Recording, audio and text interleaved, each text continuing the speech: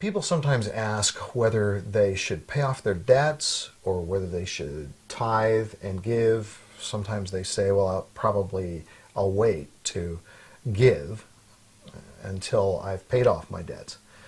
Well, I think Scripture has a different perspective on this. Let me read a couple of passages. Luke 6:38 says, "Give and you will receive." This is Jesus speaking. "Your gift will return to you in full, pressed down, shaken together to make room for more, running over and poured out into your lap." The amount you give will determine the amount you get back. So people who are looking for help to pay off their debts and they're trying to get help by withholding their giving, they're withholding the blessing of God of returning to them more, which is what they need in order to pay off their debts. I'm not saying you give just so that you get. What I'm saying is if your way of paying off your debts is to not give, is to rob God, then that's not what you want, because you don't want God to be against you. You don't want to be under a curse. You want to be under a blessing of God. And that's why you need to be giving in order to be honoring God, and you need to be honoring God in order to get your debts paid off. So do you want God on your side in paying off your debts? If you do, then you better not be robbing him. You better be giving to him.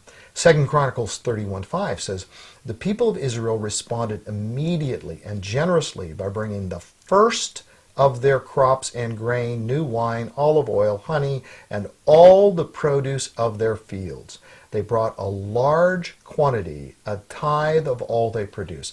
So here are the poorest people that we can even imagine, way below what we think of as poverty level.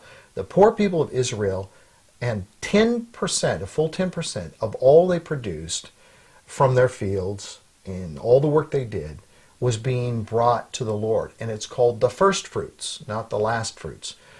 So first means top priority.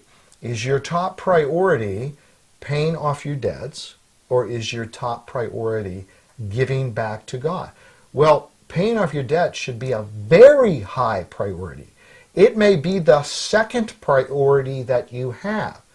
My recommendation is don't cut out the first priority, giving to God. Find some other things that you're doing, whether that's a daily venti latte that's close to $4 or something at Starbucks, and just start multiplying the costs of some of the things that you do and the videos that you rent and buy, entertainment systems and computer add-ons and all the things that you're doing, and say, hey, maybe that's where I should make some cuts, not cutting out my giving to God.